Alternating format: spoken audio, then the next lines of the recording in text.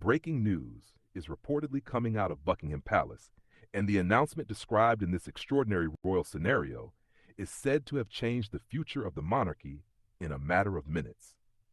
According to the dramatic account, a formal statement was prepared behind palace walls, carrying language so serious that senior officials reportedly read it several times before it was released. Welcome viewers to my channel. Please subscribe, like my video, and turn on notifications so you don't miss our next update. Then came the words no one expected. King Charles would no longer remain the active holder of the crown's day-to-day authority. Prince William would immediately assume the responsibilities, powers, and public role of sovereign. There would be no long transition, no extended period of preparation, no months of carefully managed public appearances designed to introduce Britain to its next king. The change would begin at once. And according to the story, the announcement did not simply alter the royal calendar. It transformed the monarchy itself. Only minutes after the statement was issued, palace staff reportedly began receiving urgent instructions. Government offices were contacted. Official documents were reviewed. Military and diplomatic channels were placed on alert. The institution that had spent generations preparing for orderly succession was suddenly facing a transfer of authority at extraordinary speed. Now, according to the account, Buckingham Palace released an emergency proclamation transferring the active responsibilities of the crown from Charles to William. A royal proclamation is an official declaration made under the authority of the monarchy. But this document was not said to describe a future transition. It did not announce that Charles would step down at a later date. It reportedly confirmed that the process had already begun. Government departments were instructed to recognize William's new authority. State communications had to be updated. Diplomatic representatives were notified. Palace departments began preparing for an entirely different reign. And while the public struggled to understand what had happened, the most painful moments were reportedly taking place in private. Charles received the final document inside his personal sitting room. According to the story, he read the opening page once. Then he read it again, this time more slowly. He did not raise his voice. He did not challenge the decision. Instead, he placed the papers carefully on the table and looked toward the final page. His own signature appeared beneath the closing instructions. That small moment carried more emotion than any public speech.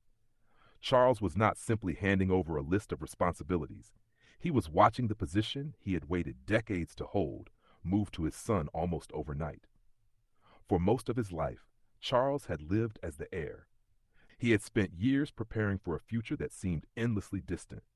When he finally became king, he believed he would have time to build a legacy based on service, continuity, environmental work, and modernization. But in this fictionalized account, the role appeared to be leaving him almost as quickly as it had arrived. Across the palace, William stood with Catherine. The future king had spent his entire life knowing that the crown would one day be his. Yet knowing that a day will come is not the same as being told that the day has arrived. William reportedly struggled to control his breathing as phones rang outside the room. Catherine reached for his hand. She reminded him that accepting the crown would affect more than his public role. It would change their marriage. It would change the lives of their children. It would affect every private moment they had tried to protect. Her voice remained calm. But according to the story, her grip tightened as more calls came through the palace corridors. The decision had reportedly been approved during an emergency meeting held before sunrise. Several senior members of the royal family were said to have learned about it only minutes before the public announcement. That detail raised an unsettling question. How small had the circle around the decision become? After the meeting ended, one sealed constitutional file reportedly remained on the table. The document contained the legal framework for transferring royal authority. Charles's signature was already inside.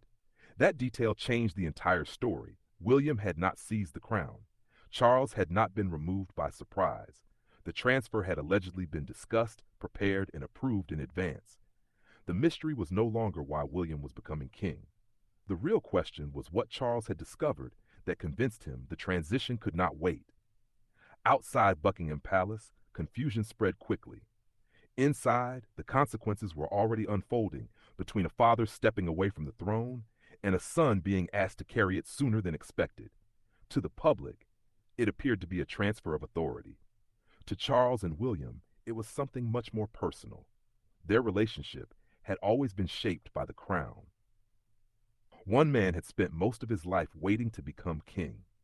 The other had spent his life preparing for a future he believed was still years away. Now that future had arrived without warning. Charles remained alone beside a window after the final staff member left the room. For decades, he had lived under the shadow of a historic reign. He had watched governments change. He had endured public controversies. He had experienced family divisions that played out before the entire world. When he finally became king, he hoped to define the role in his own way. In this scenario, that opportunity appeared to be ending before he had finished. The silence inside the room became difficult to bear. Charles understood that losing authority was only part of the pain. The deeper wound was the way people suddenly spoke around him. Advisors lowered their voices. Staff members hesitated before entering. People who once waited for his instructions now appeared uncertain about how to treat him. The crown had not simply moved to another person. It had changed the way the institution looked at him. William faced a different kind of fear. Only hours earlier he had been the Prince of Wales. As the monarch's senior heir, he had gradually taken on more responsibilities, while still trying to preserve a private life for Catherine and their children. The title gave him time to learn, time to prepare, time to remain a father before becoming a king. That time had reportedly disappeared. William quietly told Catherine that George would now watch his father enter the same institution that had shaped Charles's entire life. He feared that the crown would begin demanding sacrifices from another generation before the family had recovered from the burdens it had already carried. Catherine listened without interrupting. Then she reminded him that their children would remember more than the title. They would remember how their father carried the responsibility. They would remember whether he allowed the institution to separate him from them. Meanwhile, Camilla reportedly learned about the decision in private. She had not been present when Charles signed the transfer document. An aide entered her room, placed the statement on a table, and stepped back. Camilla read the document. Then she read it again. According to the account, she asked one question. Why had everyone else known before her? No immediate answer was given. But another detail soon emerged. William had reportedly hesitated before accepting the transfer. He demanded written confirmation that Charles had acted voluntarily. He wanted assurance that his father had not been pressured by palace advisors, government officials, or senior courtiers. William reportedly refused to take the crown if Charles had been forced aside. The confirmation existed, but the explanation led investigators inside the story back several weeks. Something had happened during a private royal ceremony. A single moment had reportedly changed the confidence of senior officials.